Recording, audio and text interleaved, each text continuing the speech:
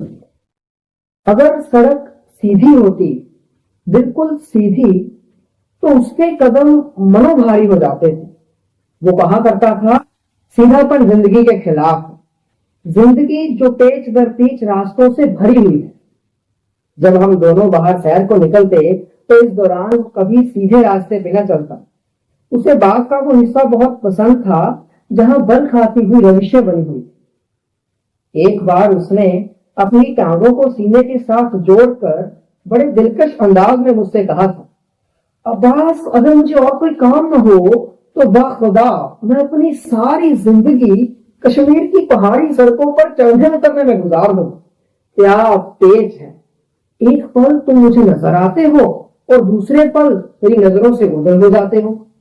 کتنا اصرار ہے وہاں، سیدھے راستے پر تم ہر سامنے آنے والی چیز دیکھ سکتے ہو، مگر وہاں ہر سامنے آنے والی چیز تمہاری آنکھوں کے سامنے بالکل اچانک آ جائے گی، موت کی طرح اچانک۔ اس اچانک میں کتنا مزہ ہے۔ وہ ایک دبلا پتلا نوجوان تھا، بے حد دبلا۔ اس کو ایک نظر دیکھنے سے اکثر اوقات معلوم ہوتا کہ ہسپتال کے کسی بستر سے کوئی زردرو بیمار اٹھ کر چلا آیا۔ اس کی عمر بامشکل 22 برس کے قریب ہوگی، مگر بعض اوقات وہ اس سے بہت زیادہ عمر کا معلوم ہوتا تھا۔ اور عجیب بات ہے کہ کبھی کبھی اس کو دیکھ کے میں یہ خیال کرنے لگتا کہ وہ بچہ بن گیا۔ اس میں ایکاکی اس قدر تبدیلی ہو جایا کرتی کہ مجھے اپنی نگاہوں کی صحت پر شبہ ہونے لگ جاتا۔ ایک ملاقات کی تفصیل یوں ہے، وہ مجھے بازار میں ملا تو میں اسے دیکھ کر حیران رہ گیا۔ وہ ہاتھ میں ایک بڑا سا سیب تھامے اسے دانتوں سے کاٹ کاٹ کر کھا رہا تھا۔ اس کا چہرہ بچوں کے مانند ایک ناقابل بیاں خوشی کے باعث تمتمایا ہوا تھا۔ اس کا چہرہ گواہی دے رہا تھا کہ سیب بہت لذیذ ہے۔ سیب کے رس سے بھرے ہاتھوں کو بچوں کے مانند اپنی پتلون سے صاف کر کے اس نے میرا ہاتھ بڑے جوش سے دبایا اور سیب کی ریڑھی کی طرف اشارہ کر کے کہا، عباس۔ وہ 2 آنے مانگتا تھا، مگر میں نے اسے ایک ہی آنے میں راضی کر لیا۔ اس کا چہرہ وجئی ہنسی کے باعث تھرتھرانے لگا۔ پھر اس نے جیب سے ایک لٹو نکالا اور میرے ہاتھ میں تھما کر کہا، تم نے لٹو تو بہت دیکھے ہوں گے، پر ایسا لٹو تم نے کبھی نہ دیکھا ہوگا۔ اوپر کا بٹن دباؤ۔ ارے یار، اوپر کا بٹن دباؤ۔ میں سخت آشچर्य چکت ہو رہا تھا۔ اس نے میری طرف دیکھا اور لٹو کا بٹن دبا دیا۔ لٹو میری ہتھیلی پر سے اچھلا اور سڑک پر گر کر گھومنے لگا۔ اس نے خوشی کے مارے اچھلنا شروع کر دیا۔ دیکھو عباس، دیکھو اس کا ناچ، دیکھو۔ میں نے لٹو کی طرف دیکھا جو میرے سر کے مانند گھوم رہا تھا۔ ہمارے ارد گرد بہت سے آدمی جمع ہو گئے، شاید وہ سمجھ رہے تھے ہم دوائیاں بیچیں گے۔ لٹو اٹھاؤ اور چلو، لوگ ہمارا تماشا دیکھنے کے لیے جمع ہو رہے ہیں۔ میرے لہجے میں شاید تھوڑی سی تیزی تھی، کیونکہ اس کی ساری خوشی مانگ پڑ گئی۔ اس کے چہرے کی تمتماہٹ غائب ہو گئی اور اس نے میری طرف کچھ اس انداز سے دیکھا جیسے ایک ننھا سا بچہ رونی صورت بنا کر کہہ رہا ہو، میں نے تو کوئی بری بات نہیں کی، پھر مجھے تو جھٹکا گیا ہے۔ اس نے لٹو وہیں سڑک پر چھوڑ دیا اور میرے ساتھ چل پڑا۔ گھر تک میں نے اور اس نے کوئی بات نہ کی۔ گلی کی نکڑ پر پہنچ کر میں نے اس کی طرف دیکھا۔ اس قلیل عرصے میں اس کے چہرے پر ایک انقلاب پیدا ہو گیا تھا۔ وہ مجھے ایک چنتت بوڑھا نظر آیا۔ میں نے پوچھا، کیا سوچ رہے ہو؟ اس نے جواب دیا، میں سوچ رہا ہوں اگر خدا کو انسان کی زندگی بسر کرنی پڑ جائے تو وہ کیا ہو؟ وہ اسی قسم کی بے ڈھنگی باتیں سوچا کرتا۔ بعض لوگ سمجھتے تھے کہ وہ جان بوجھ کر اپنے آپ کو نرالا ظاہر کرنے کے لیے ایسے خیالات کا اظہار کرتا، مگر یہ بات غلط تھی۔ فطری طور پر اس کی طبیعت کا رجحان ایسی باتوں کی طرف رہتا تھا جو کسی اور کے دماغ میں نہیں آتی۔ آپ یقین نہیں کریں گے، مگر یہ سچ ہے کہ اس کو جب کبھی کوئی زخم لگا اس نے مزہ لیا. وہ کہا کرتا تھا مجھے درد میں بڑا مزہ آتا ہے. میں تو چاہتا ہوں کہ میرے جسم پر کوئی زخم ہمیشہ کے لیے بنا رہے.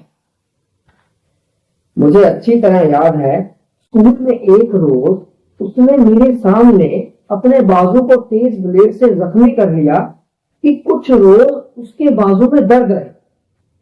ایک طرف تو وہ بہت سی بیماریوں سے بچاؤ کے ٹیکے نہیں لگواتا تھا کہ ان بیماریوں کا خوف نہ ختم ہو جائے، تو دوسری طرف وہ اوٹ پٹانگ پتہ نہیں کس کس قسم کے ٹیکے لگواتا رہتا تھا کہ اسے بخار چڑھ جائے. اس کی ہمیشہ ایک خواہش ہوتی تھی کہ 10-15 دن اس کا بدن بخار کے باعث تپتا ہے. جب کبھی وہ بخار کو دعوت دیا کرتا تو مجھ سے کہتا میرے گھر ایک مہمان آنے والا ہے، اس لیے 10 دن مجھے فرصت نہیں ملے گی. ایک روز میں نے اس سے پوچھا بھائی تم آئے دن یہ ٹیکے کیوں لگواتے ہو؟ اس نے جواب دیا عباس میں تمہیں بتا نہیں سکتا کہ ٹیکا لگوانے سے جو بخار چڑھتا ہے اس میں کتنی شاعری ہوتی ہے. جب زور زور میں درد ہوتا ہے اور شریر تھکان کے مارے ٹوٹتا ہے تو باخدا ایسا معلوم ہوتا ہے کہ تم کسی نہایتی ضدی آدمی کو سمجھانے کی کوشش کر رہے. اور پھر بخار بڑھ جانے سے جو خواب آتے ہیں واللہ اس قدر بے وقت ہوتے ہیں بالکل ہماری زندگی کے مانند. ابھی تم دیکھتے ہو کہ تمہاری شادی کسی نہایتی خوبصورت عورت سے ہو رہی اور دوسرے لمحے وہ عورت تمہیں ایک پہلوان نظر آتی ہے. میں اس کی عجیب غریب عادتوں اور باتوں کا عادی ہو چکا ہوں، لیکن اس کے باوجود ایک روز مجھے اس کے دماغی توازن پر صبح ہوا. میں نے اس سے اپنے ایک استاد کا تعارف کرایا جس کی میں بے حد عزت کرتا تھا. ڈاکٹر شاکر نے بڑی گرمجوشی سے اس کا ہاتھ دبایا اور کہا میں آپ سے مل کر بہت خوش ہوا ہوں. لیکن مجھے آپ سے مل کر کوئی خوشی نہیں ہوئی. اس کا جواب تھا میں بے حد شرمندہ ہوا. آپ قیاس فرمائیے اس وقت میری حالت کیا ہوئی ہوگی. میں شرم کے مارے اپنے استاد کے سامنے گڑا جا رہا اور وہ بڑے اطمینان سے سگریٹ کے کش لگاتا ہوا ہال سے باہر جا رہا. ڈاکٹر شاکر نے اس کی حرکت کو برا سمجھا اور مجھ سے بڑے تیز لہجے میں کہا معلوم ہوتا ہے تمہارے دوست کا دماغ ٹھکانے نہیں. میں نے اس کی طرف سے معافی طلب کی اور معاملہ رفع دفع کیا. میں واقعی بے حد شرمندہ تھا کہ ڈاکٹر شاکر کو میری وجہ سے ایسا سخت فکرہ سننا پڑا. شام کو میں اس کی طرف گیا اس ارادے کے ساتھ کہ اس سے اچھی طرح پوچھ تاچھ کروں گا اور اپنے دل کی بھڑاس نکالوں. وہ مجھے لائبریری کے باہر مل گیا. میں نے چھوٹتے ہی کہا تم نے آج ڈاکٹر شاکر کی بہت بے عزتی کی ہے. معلوم ہوتا ہے تم نے مجلسی عذاب کو خیر بات کہہ دیا ہے. وہ مسکرایا ارے چھوڑو یار اس قصے کو، آؤ کوئی اور کام کی بات کریں. میں اس پر برس وہ خاموشی سے میری تمام سخت باتیں سنتا رہا. پھر اس نے کہا اگر مجھ سے مل کر کسی آدمی کو خوشی ہوتی ہے تو ضروری نہیں کہ مجھے بھی اس سے مل کر خوشی حاصل ہو. اور پھر پہلی ملاقات میں صرف ہاتھ ملانے میں نے ان کے دل میں خوشی حاصل کر دی ہو کہ میری سمجھ میں تو آتا نہیں. تمہارے ڈاکٹر صاحب اس دن 20-25 آدمیوں سے ملے ہوں گے اور سب سے انہوں نے یہی کہا میں آپ سے مل کر بہت خوش ہوا ہوں. کیا یہ ممکن ہے کہ ہر آدمی ایک ہی قسم کے جذبات پیدا کرے؟ تم اس سے فضول باتیں نہ کرو، آؤ چلیں. میں ایک وشیبوت آدمی کی طرح اس کے ساتھ ہو لیا اور لائبریری کے اندر جا کر اپنا غصہ بھول گیا.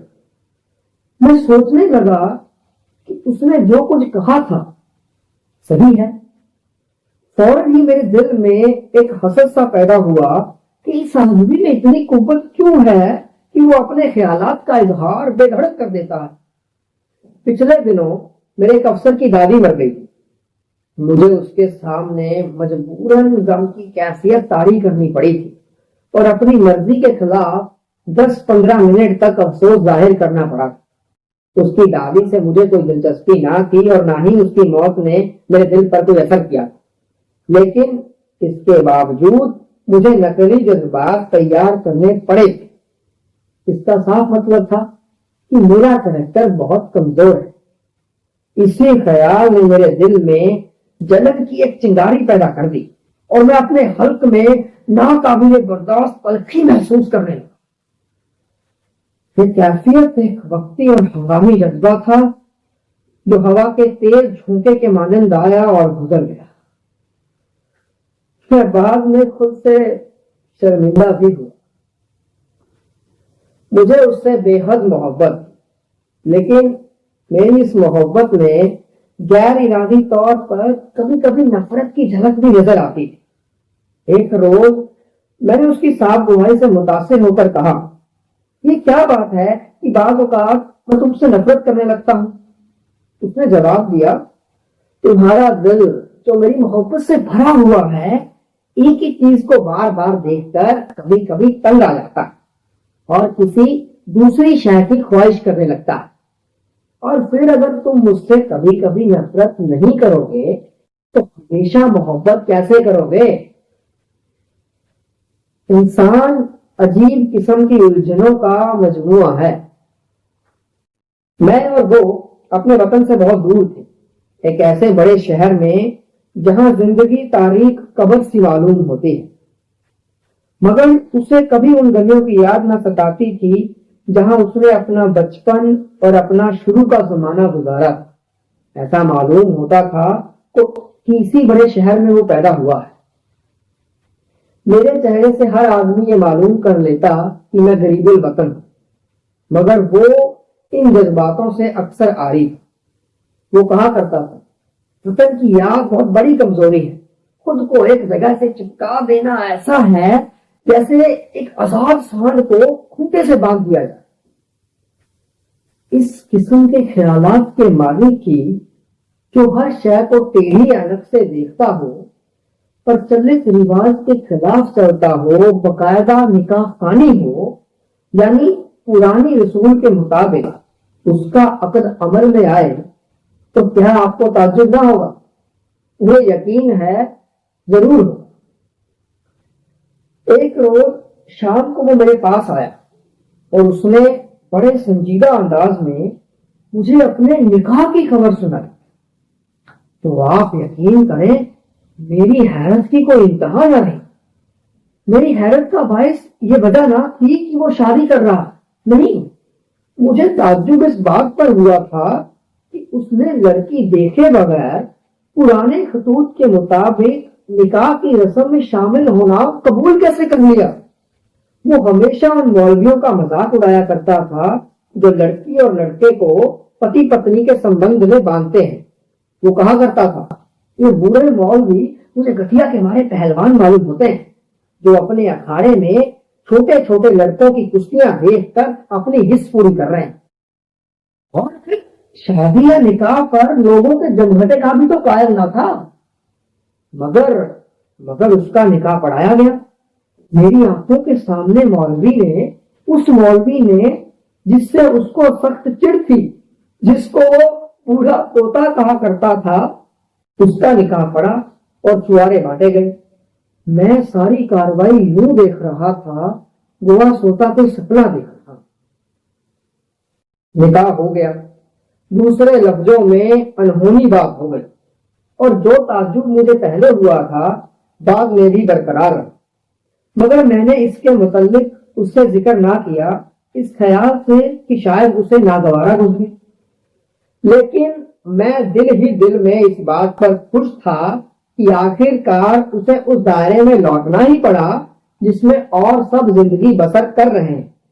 نکاح کر کے وہ اپنے اصولوں کے ٹیڑھے مینار سے بہت بری طرح پھسلا تھا اور اس گڈھے میں سر کے بلان گرا تھا جس کو وہ بے حد غلیظ کہا کرتا تھا۔ ایک روز میں نے سوچا تو میرے جی میں آئی کہ اس قد رفتار کے پاس جاؤں اور اتنا ہنسوں کہ میرے پیٹ میں بل پڑ جائے۔ جس روز میرے دل میں یہ خواہش پیدا ہوئی اسی روز دوپہر وہ میرے پاس آیا۔ نکاح ہوئے 3 مہینے گزر چکے تھے اور اس دوران وہ ہمیشہ اداس اداس سا رہا تھا. اس دن اس کا چہرہ چمک رہا اور اس کی ناک جو چند روز پہلے بھدی میان کے اندر چھپی تلوار کا نقشہ پیش کرتی تھی نمایاں طور پر نظر آ رہی. تو میرے کمرے کے اندر داخل ہوا اور سگریٹ سوزا کر میرے پاس بیٹھ گیا.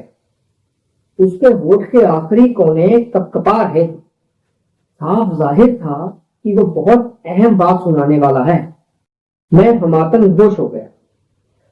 اس نے سگریٹ کے دھوئیں کا چھلا بنایا اور اس میں اپنی ایک انگلی داخل کرتے ہوئے کہا, عباس میں کل یہاں سے جا رہا ہوں. جا رہی ہوں؟ میری حیرت کی کوئی انتہا نہ رہی. میں کل یہاں سے جا رہا ہوں ہمیشہ کے لیے. میں تمہیں کبھی اطلاع دینے نہ آتا مگر مجھے تم سے کچھ روپے لینے ہیں جو تم نے مجھ سے قرض لے رکھے ہیں. کیا تمہیں یاد ہے؟ میں نے جواب دیا, ہاں مجھے یاد ہے, مگر تم جا کہاں رہے ہو اور پھر ہمیشہ کے لیے؟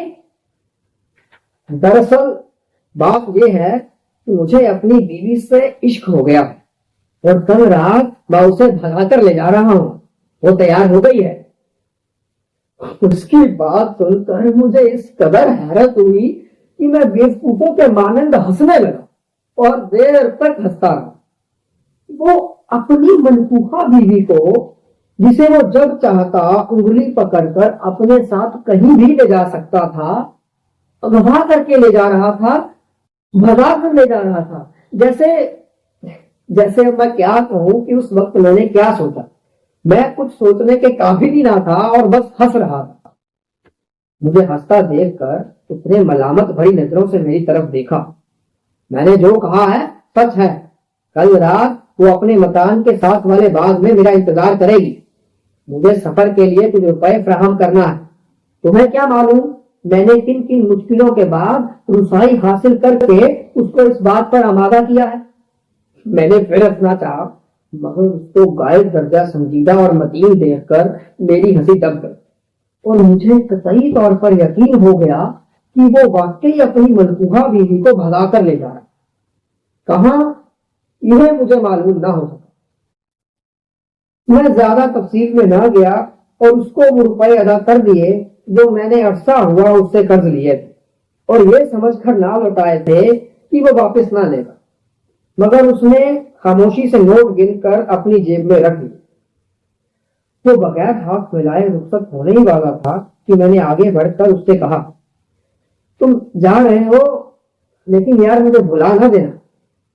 میری آنکھوں میں آنسو آ گئے. اس کی آنکھیں بالکل خشک تھی. میں کوشش کروں گا یہ کہہ کر وہ چلا گیا. میں جہاں کھڑا تھا بہت دیر تک وہیں بت بنا تھا. ادھر جب دوسرے دن اس کے سسرال والوں کو پتا چلا کہ ان کی لڑکی رات ہی رات میں غائب ہو گئی ہے تو ان کے یہاں تو شور شرابہ ہو گیا. ایک ہفتے تک انہوں نے اس کو ادھر ادھر تلاش کیا اور کسی کو اس واقعے کی خبر تک نہ ہونے دی. مگر بعد میں لڑکی کے بھائی کو میرے پاس آنا پڑا اور مجھے ہمراز بنا کر ساری رام کہانی سنانی پڑی.